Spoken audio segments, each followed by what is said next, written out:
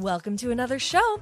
We are going to be diving into the 5 biggest things to avoid while launching or relaunching your show. And this podcast is so important because of all podcasting, we have launched over 40 shows and we have seen some very successful shows grow and monetize. But more importantly, we have seen shows totally fail. And Sammy, I'm going to quote you here. You always say there are little hinges that swing big doors. And these are 5 little hinges that can totally change the trajectory of your podcast. So this is a really important episode. Let's just dive right in. Diving in. All right. Welcome to the Healthy Profits Podcast, guys. Yes, the little hinges that swing the big doors. The first one that will swing big doors and also be a failure to your show is if you don't test your audience and don't find out what transformation you're going to take your audience through, and you haven't mapped that out and you haven't tested that with a group. That is a massive failure. We actually call it a piloting test. And this is one thing that I learned from a bunch of different TV shows, from movies, from a lot of really successful relaunches with podcasts, is we polled audiences, tested that to find out what people love. And a key phrase that we love to use at Evolve Podcasting to find out how to get great information from your audience when you're polling them is, what do you love and what could we do more of? And sometimes I think people have this idea that they're going to create a podcast to gain new listeners.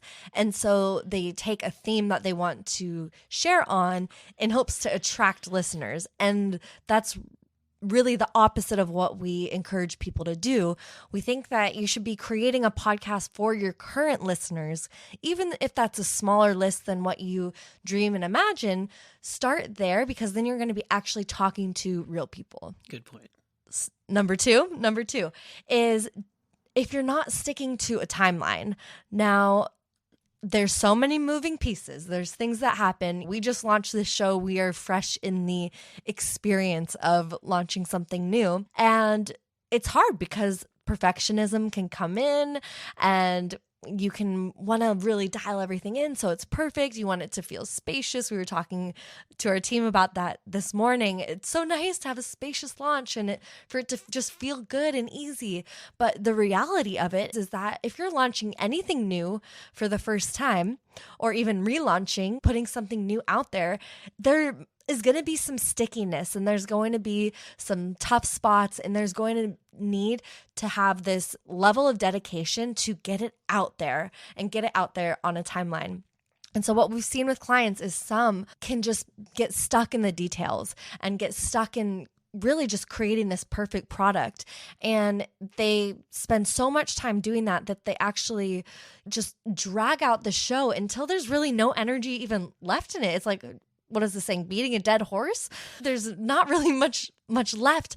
And so if you're excited and inspired about launching a show or relaunching your show and doing it with new energy, make a timeline for yourself and get a team together, a production team or supportive team that says, okay, we're going to stick to this timeline. And yes, it might be challenging because there might be tech failures or things that might come up or new information that you get from polling your people and realizing, oh, wow, I made this one episode and they're actually wanting something else. We have to redo it quick.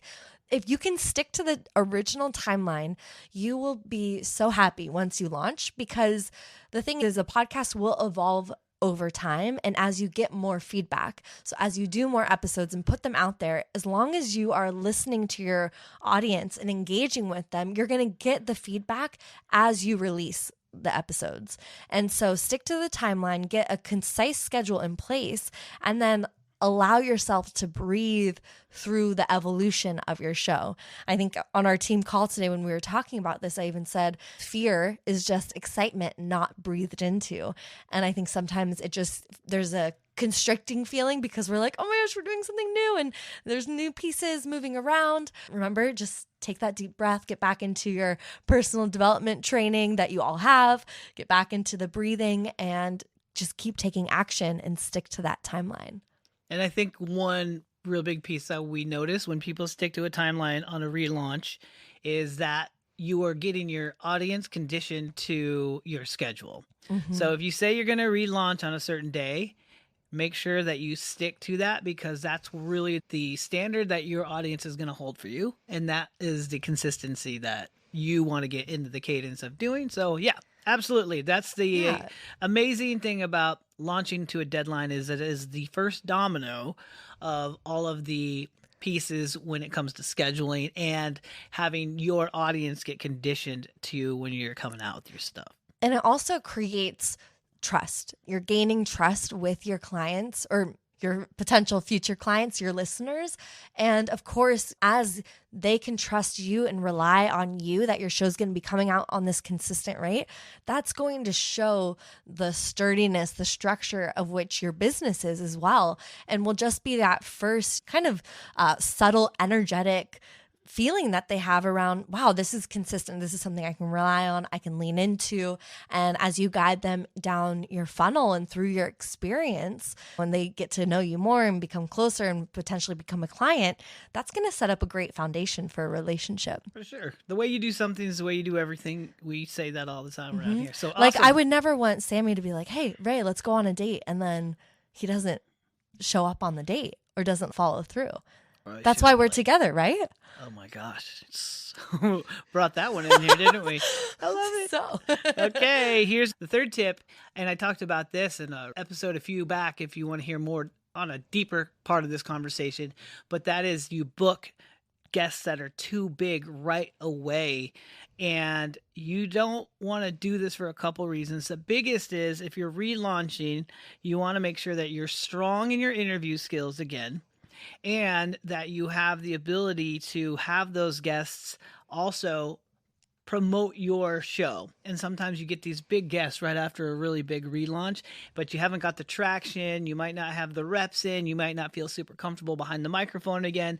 So you want to take that time to really hone your voice again, find that really, really big transformation that you're helping your audience really make, especially in a relaunch, and make sure that your marketing and everything is in place and top of line. We're actually running into a little of that issue right now, and I'm booking bigger guests, and I know I pushed them out a few weeks because our website has some fluky things that we had to fix, and then I had tech issues, and I want to make sure that those are super solid before we go deeper into our big guests. Like, we have a guest coming, his name is Travis Brown. He's making millions of hits on his Instagram channels. He's getting hundreds of thousands of views on his YouTube.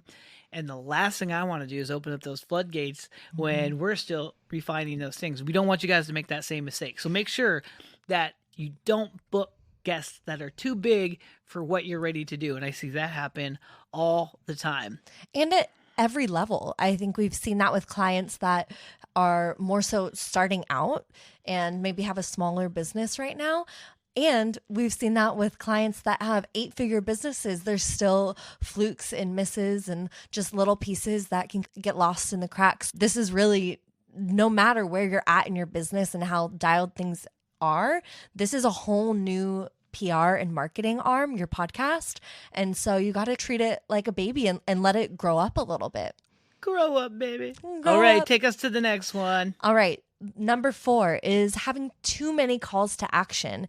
If you have too many calls to action, you're not giving your listener a clear place to go. It's like saying, hey, I'll meet you on the other side of the path, but there's 10 different paths to get there. So good luck. Try and you make your choice. It's confusing. It's confusing for the listener, and it doesn't really guide them in a clear direction. It can also destabilize that level of trust and authority because it makes it feel like you don't know what should be their next step. And so as the authority figure of your show, of your business, you really want to know your listeners so well that you can say, yes, after you've done step 1, you got to do step 2, that will take you to step 3. So if the podcast, this opening conversation is step 1, what is step 2? And really let that land for them and guide them there clearly. So you can really help support them also in just creating some ease in terms of where they should go. They don't have to think about, do I need to go right or go left? It simplifies it for everyone and really gives a lot of clear direction. I love it. Yeah, I see this in everybody's link tree that we start with. They have so many call to actions. And we know that if you were to look at the numbers on those, you're like, dude, no one's going to log into that. There's so much stuff. So yeah.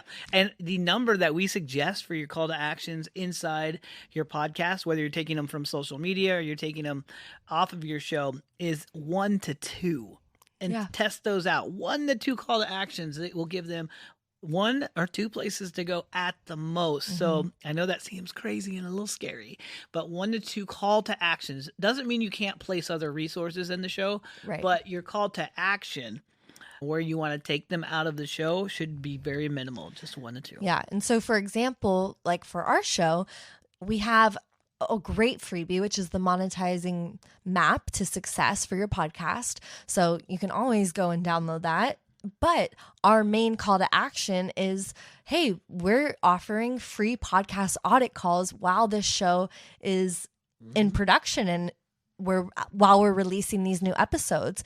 And so during this mini series, like go to the link, get your podcast audit, and then we can talk from there. And it's a huge give. It's an amazing offer. And so you really want to do something that really is going to support your listeners and give them that clear next step forward. Love it. Last point that we're going to make. Let's go. I talked about this in a previous episode as well. And that episode 2. Is it 2? If you want to go into it, episode 2. Cool. And this is something I saw a lot of people make, and that was getting these guests, and this goes back to what we talked about before, getting the big guests on there.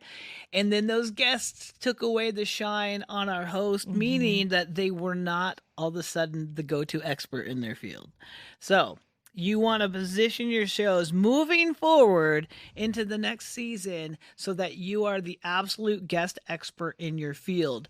And with all the points that we've made, all 5 of those points that we've just talked about, the one thing that's crazy about this is when you find out, you poll your audience, when you find out exactly what they want to hear, a lot of times they will tell you, I would like to hear more from you, the expert in your field. I loved your guests. I love this. But to position yourself as the guide that's taking them through their transformation is your sole purpose in these shows, especially as a health and wellness entrepreneur. Because when you do that, you position yourself in a much better way for them to get your supplements, get your course, get your book, or put you on their stage. So that's why we really want to make sure that you have yourself positioned as the big expert in your field, being careful not to book those big guests that may not know you and then outshine what you're doing, telling their audience only about their book or only about their service without fully relating it to you. So we want to make sure that you have the ability to get yourself as the expert in your field. That's it. That's the 5. That's it. That's the 5. Simple. Follow those and you'll definitely have more success than if you don't follow those. And again, make sure, this is our little CTA, that you guys definitely log on to get that audit on your podcast. Make sure that you guys check that out in the show notes so you can book an audit with us. And if you feel so inclined, feel free to share this with anyone else that was really trying to maximize their impact with their show, hasn't quite dialed in how to monetize their health and wellness show. This is the one for them. So get your audit and share this with someone that is looking for support as well. So thanks for being here, and we'll see you again next time. Bye. Ciao. Now that was a great episode. Thanks for joining us and tuning in to the Healthy Profits Podcast. Sammy and I are here to help you turn your health podcast into a treasure trove of opportunity for your listeners and your business.